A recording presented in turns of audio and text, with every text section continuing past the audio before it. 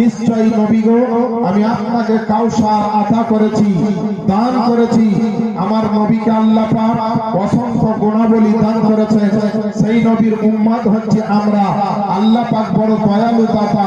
বাপজিরা, ভাইরা, মা বোনেরা, আল্লাহ পাক আমাদেরকে জান্নাত দেওয়ার জন্য, আমাদেরকে আল্লাহ পাক রহমত দেওয়ার জন্য, আল্লাহ পাক আমাদেরকে ক্ষমা করার জন্য, আল্লাহ পাক আমাদেরকে জান্নাত দেওয়ার জন্য দুনিয়াতে বড় বড় অফার দিয়েছেন, যেন আমার বান্দারা খুব সহজে আমি আল্লাহ আমার জান্নাতে যেতে পারে। এর জন্য তো বেরাদার 5 ওয়াক্তের নামাজ দিয়েছে, আল্লাহ আমাদেরকে জান্নাত দিতে চান বলে।